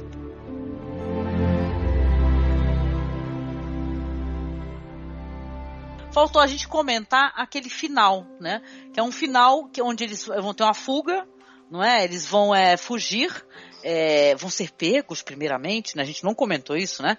Eles vão ser pegos, só que, veja bem que interessante, eles tinham um plano, né? Então, quando eles foram presos, vão ficar abaixo dessa cúpula, vão ficar presos lá, só que ele levou o material para poder tentar fazer uma escavação. Agora veja uma faca, né? Detalhe, aquele chão deles não é muito ok, né? Eu aceito que o cara não tenha pegado a fila na segunda vez, mas a faca não. Aquela faca já é Guinson 3000, entendeu? Tem que ser Guinson laser, né? Ela fura você tudo. Tem que levar em conta que aquele asfalto também não deve ser lá muito bem feito, né? Deve ser Bom, mas assim, interessante porque eles vão escavar, vão chegar no local onde eles vão fugir pelos túneis, né? Pelos esgotos, pode-se dizer, né? E é muito curioso, porque é um final dúbio, né? Eu não sei se ele é um final otimista. Vão chegar numa praia, né? Vão atravessar, vão sair pelos esgotos, né? O cara vai até seguindo, vai acabar descobrindo o marido da Daiane Cilento lá, né? Vão chegar nos esgotos, vão fugir para o mar e vão atingir uma praia. Fora desse ambiente, não existe mais fumaça e névoa. Não existe. O local está limpo, o ar parece limpo. Mas tem uma placa que fala de perigo de radiação, não sei se você lembra disso. Então, e aí a gente não sabe... E aí a gente não sabe se isso é verdade ou não, né? Exato, se tem realmente uma radiação ali. Porque a gente não sabe o período da época que eles estão vivendo agora. Fiquem aberto. Sim. Fica. Mas eu acho acho objetivo mesmo. Fiquem abertos, mas quando a gente olha aquela natureza extremamente controladora, abusiva e daquele governo central, a gente fica bem com a pulga atrás da orelha que, digamos assim, a situação ficou realmente insustentável, havia radiação, foi necessário criar aquele estado policial e todo aquele controle, mas talvez quando a situação melhorou e você já conseguia habitar ali fora da redoma, o governo que existia não quis abrir mão do poder e do controle que ele tinha e ficou quietinho e manteve a situação do jeito que estava. Exatamente. Ainda mais controlador, né? Vocês lembram do Fuga do século 23? Fuga no século 23, na verdade, né? Onde, na verdade, o mundo já tinha se recuperado. O mundo tinha condições de receber o ser humano. Né? Só que eles estão numa cúpula e com os dias contados ainda por cima. Então, eu acho que também rolou uma questão da farsa, né? Onde eles conseguiram fugir. Você não tem ideia do futuro deles, né? Mas pode ser um futuro bem melhor do que aquela porcaria que eles estavam vivendo ali, né? Aliás, todo governo faz isso, né? Todo governo totalitário, ele fala, olha, pra gente resolver esse caos aqui, a gente precisa receber poder absoluto nas nossas mãos, nós temos que revogar direitos civis, garantias, mas assim que a situação estiver controlada, a gente devolve tudo isso pra vocês, tá? E isso nem acontece hoje em dia, né, gente? O povo continua acreditando, né? As pessoas continuam acreditando porque não estuda história, agora, né? E os filmes distópicos hoje são todos Jogos Vorazes, que aparece um adolescente e salva todo mundo. Quer dizer, é verdade, sim, né? As tipo de filme distópico. Muito mais teen, né? No sentido de atrair o adolescente. Sim. Isso, cada geração acho que tem que ter a distopia que merece, né? Na época do 1984, né, que é 47, 48, você tem o pós-guerra, né? E que, inclusive, as pessoas não param de pensar muito nisso. O Orwell era socialista, mas ele não concordava com o stalinismo, que é diferente. Só que ele bota o seguinte, o próprio Orwell passou fome como muita gente na Inglaterra depois da guerra. Então joga aquilo ali no sentido de, olha, estamos no desespero, né? E hoje o que você tem? Hoje você tem uma geração leite com pera, né, gente? E aí vai ter essa coisa aí, vai geração... Nem Neston. Neston é muito bom para esse pessoal, né? A gente... leite com pera mais fraquinho. Então tem que ter uma heroína, um herói latim que salve tudo. Ok, tem uma cidade ou outra que é sacrificada, no caso de Jogos Vorazes, mas tudo dá certo no final. Não tá dando certo, gente. É isso que é interessante. O final de Jogos Vorazes é uma das coisas mais ridículas que eu já vi na vida. Nossa, é péssimo, gente, é péssimo. Tudo tem que ser mais palatável. Essa que é a questão que eu tava comentando e falando com o Alexandre. Que a impressão que eu fico é que tem que ser palatável. Tem que ser facilmente absorvido. Tem que ser didático. Então, na verdade, você tá exigindo menos cada vez do espectador, não é? Essa ideia de que eu tenho uma heroína, ela concentra nas costas dela o poder de salvar todo mundo. E tem uma coisa muito engraçada nesse final dos Jogos Vorazes, que eu tenho lá o líder Snow, parece que ele é o mal encarnado, porque depois que ele morreu, e uma outra líder ia tomar o lugar dele, parece que esse mal advém de um indivíduo. Se tiver um indivíduo malvado ali mandando e manipulando, o mundo inteiro vai fazer o que ele quer, e eu preciso de um único outro indivíduo também que faça frente a ele. Quer dizer, duas pessoinhas decidindo o destino de todo mundo, ninguém discute, ninguém se... Tira a responsabilidade do sistema, né? Como se o sistema não fosse corruptível e corrupto, né? É só o cara que tá ali. Se tirou ele, beleza. Tira a responsabilidade do ser humano, né? Isso é de uma tolice assim galopante isso daí, mas, né? Bom, chegamos no final aqui tocando foda-se, dando até spoiler de Jogos Vorazes. De Jogos Vorazes. Eu fico imaginando se vocês estão falando aqui. Se você não assistiu, você já acabou de se fuder, entendeu? Eu fico imaginando que vocês falaram que cada geração tem a distopia que merece. Eu fico imaginando o pessoal que é a geração de Jogos Vorazes assistindo os Ardós, né? A heroína é a Jennifer Lawrence. Não, você assiste os Ardós aqui, que tem esse cara. Com essa roupinha legal. Sean Connery de fraldão vermelho. Viu, Fábio? Tu queria trazer uma questão de machismo, né? Acabou nem trazendo isso daí, né, querido? Você quer falar alguma coisa sobre isso? Isso, quero sim. Tá. É o seguinte, é justamente o que a gente estava falando antes da questão do comportamento, né, dos personagens, de eles serem meio anestesiados. Mas tem umas coisas assim, por exemplo, o parto é uma cena linda, mas quando eles transam pra ter o filho, assim que acaba, é aquela coisa tradicional dos anos 70. O Oliver Reed vira pro lado e ela que se aninha no peito dele, né?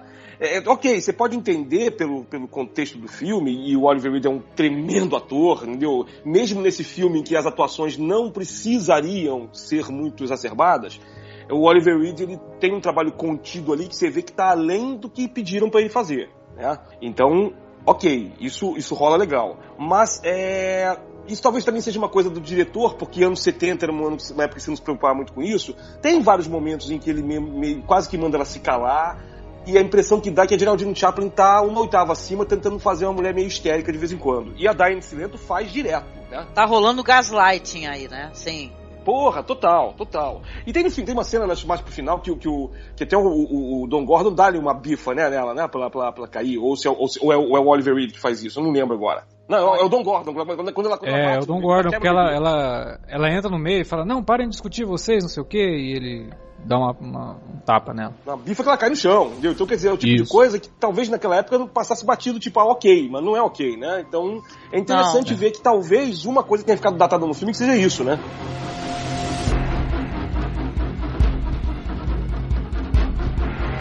Vamos trazer então as nossas considerações. Começando aqui pelo nosso amigo Fábio Fernandes. Fábio, e aí? Assistir o ZPD, né? E ter esse diálogo, né? Conversar sobre. Eu sei que você é muito fã de sci-fi como a gente, né? E aí, como foi a experiência? Você incentiva, querido? Eu incentivo totalmente, Angélica. Eu acho que, pra mim, é sempre um grande prazer ler um livro novo ou ver um filme novo de sci-fi. E é bacana, assim, tipo, acho que eu falei isso antes da gravação, eu não conhecia esse filme, era uma falha, não só uma falha de currículo, como uma falha de caráter, que felizmente agora eu corrigi essa falha. Porque é muito gostoso. Você tem uma coisa que o americano usa muito, a gente não fala muito em português, que é você ser um completista. Completista é aquele que tem que colecionar tudo de um tal autor ou tudo de um tal gênero. Eu não sou um colecionador de ter mais objeto físico em casa. Eu me desfiz de muito livro e filme nos últimos anos. Mas eu gosto de me considerar um completista no sentido de, sim, você me pergunta sobre um determinado gênero, de eu querer ver tudo que tem sobre esse gênero. Né? E eu acho que, assim, eu tô chegando lá. ZPD foi uma falha que eu corrigi e vale a pena.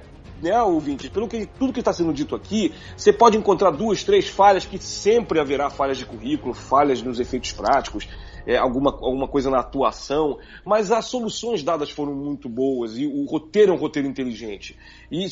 Sem contar a atuação, né, do Oliver Reed e da Geraldine Chaplin. Então, eu me sinto muito feliz de ter visto esse filme, de hoje em dia a gente ter uma cultura de não só de assistir, não só de cinema, como de Netflix, como de torrent, que permite que a gente tenha um acervo digno do Martin Scorsese. A gente só não tem lá os 3 andares que ele tem da casa dele, DVDs e Blu-ray todos, mas o resto eu me garanto.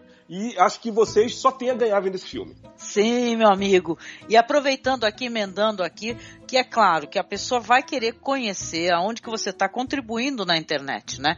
Então repete aí, dá o endereço para as pessoas poderem acessar o teu podcast ou até mesmo teus outros trabalhos que você possa estar publicando. Aonde encontra? Opa! Olha só, se alguém quiser saber um pouquinho do meu trabalho como escritor, eu acabei de publicar, porque mês passado, um conto na revista Trasgo, do Rodrigo Van Campen, que é trasgo.com.br. É a última edição agora, tem um conto meu, chamado Amor, uma Arqueologia. Eu tenho alguns contos em inglês também, mas para isso, de vez em quando, eu dou uns links nos meus endereços de web, né? Eu posso ser encontrado no Twitter para @Fábio Fernandes. O Facebook também é Fábio Fernandes. Eu sou o único cara de barba branca, até onde eu sei, nos perfis. Tem uns 20 Fábio Fernandes lá. Mas, como eu falei no começo, eu tenho um podcast agora com a Clara Madrigano, dentro do Anticast, do Ivan Mizanzuki, e o podcast se chama 3 Páginas.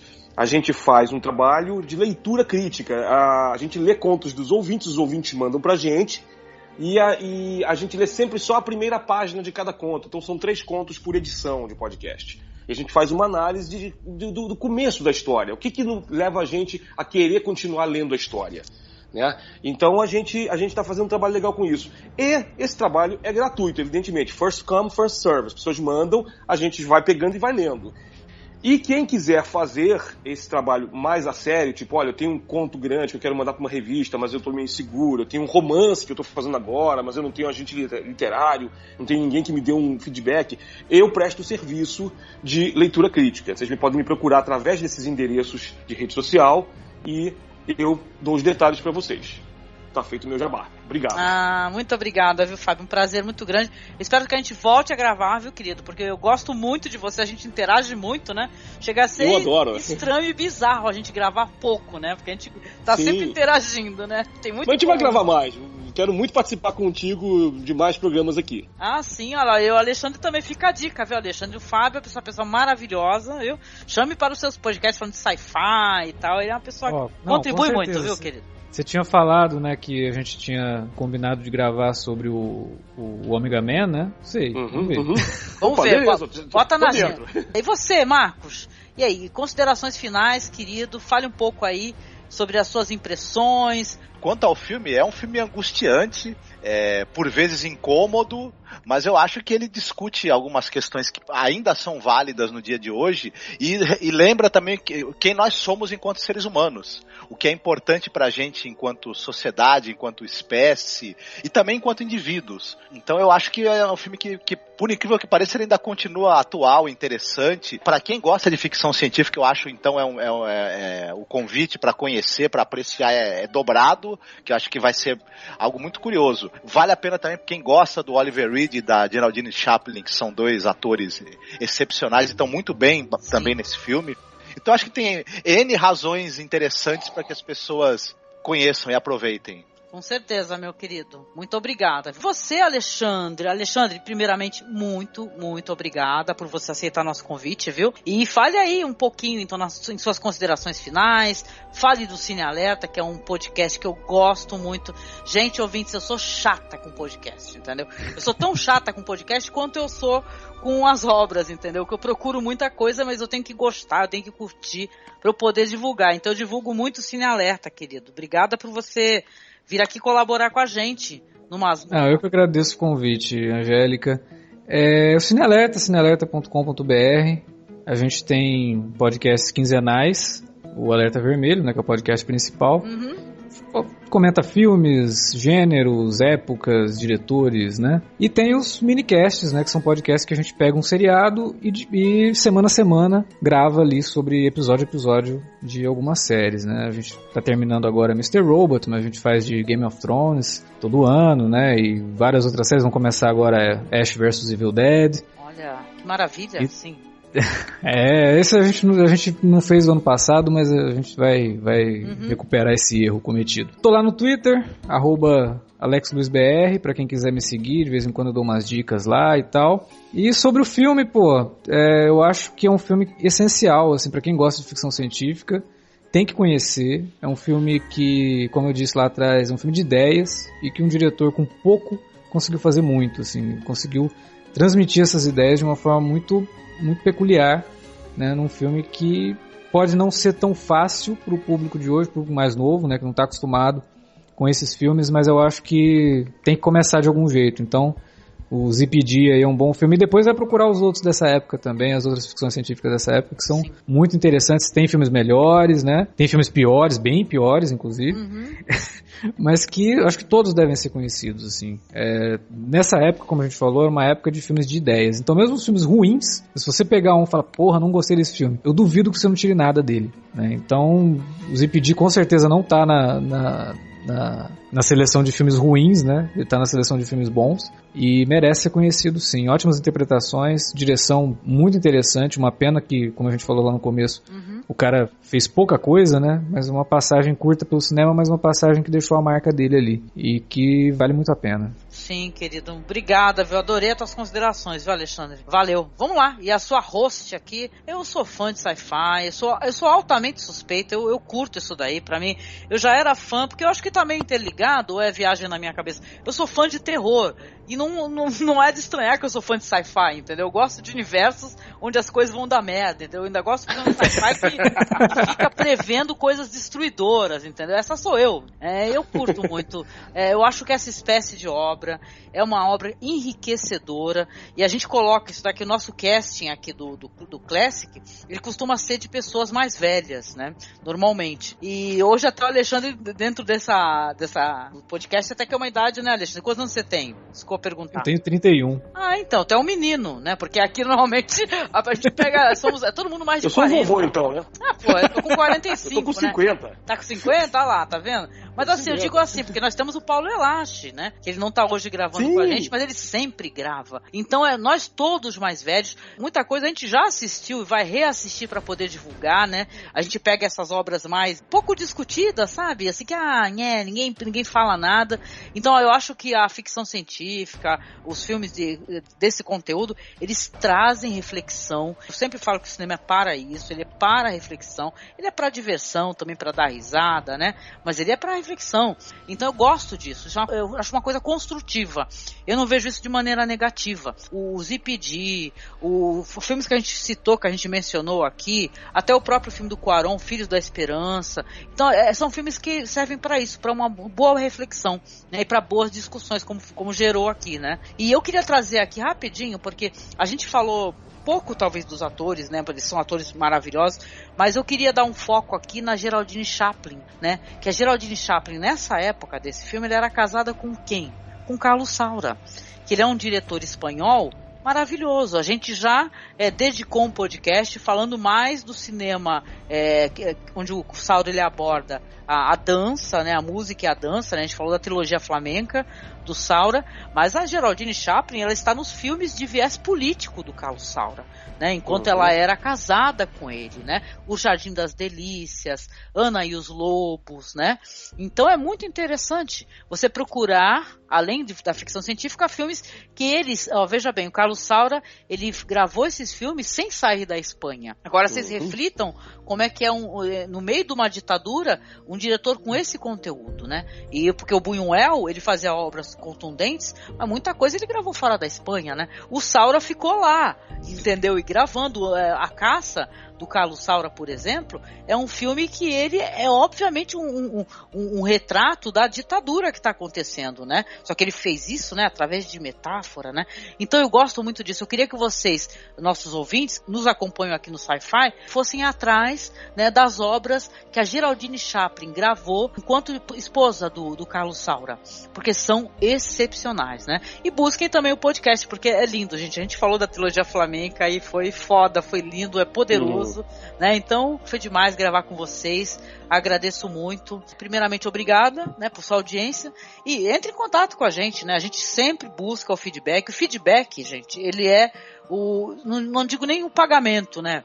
Mas ele é uma maneira de você complementar o nosso diálogo aqui. Então você comente na postagem, divulgue e traga aqui os seus pensamentos, suas obras favoritas. Dê um complemento aqui no final do podcast. Nossos perfis aí são todos linkados na postagem, nossos perfis pessoais, nossos blogs. E do Masmorra, se você quiser acessar o Facebook, por exemplo, é facebook.com/cinemasmorra. No Twitter nós estamos como Masmorra_cast. Você encontra nosso material lá no masmorracine.wordpress.com. Adorei gravar, muito obrigada e bola pra frente, né? E não é a mamãe. Opa! Ai, gente, aquelas cenas dele, baby, eu ficava, não é mamãe. Bom, gente, muito bom. Adorei, valeu. Gente, foi maravilhoso, sensacional.